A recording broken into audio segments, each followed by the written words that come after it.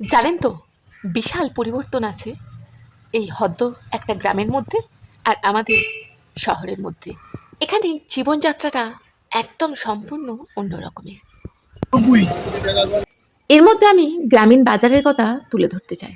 এখানে খুচরো ব্যবসায়ীরা যেমন মজাদার খাবার বিক্রি করে লাভবান হয়, ঠিক সেরকমই মাছ বিক্রেতারাও খোলা আকাশের নিচে বসে মাছ বিক্রি করে ঠিক একই রকম লাভবান হয়।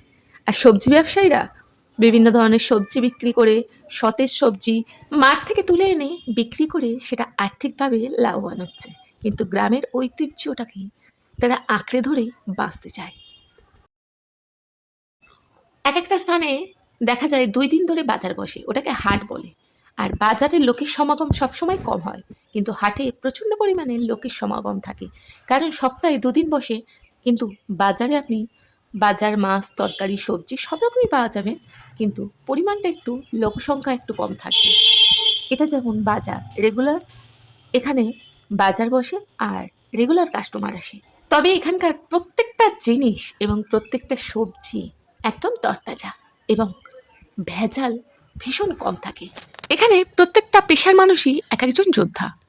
বর্তমানে আলু বসানোর সময় এবং আলু তোলার সময়ও এই মানুষগুলো ভীষণ রকম ব্যস্ত হয়ে পড়ে এবং অনেকটাই ব্যস্ততার সময় অতিবাহিত করে। ব্রকালি 20 টাকা পিস। যারা টঙ্গী এবং পাটামানসিকের জন্য এখনো পর্যন্ত নাম লেখাননি, আজ তাহলে কিছুটা হলেও আমি গ্রামীণ বাজার সম্পর্কে আপনাদের সামনে তুলে ধরতে পারলাম। আপনিও যদি এরকম পরিবেশে বেড়ে ওঠেন তাহলে অবশ্যই আমাকে কমেন্টের মাধ্যমে জানাবেন। পরিশেষে বলবো, সকলে ভালো থাকুন, সুস্থ থাকুন এবং দেখা হচ্ছে একটি পরের ভিডিওতে।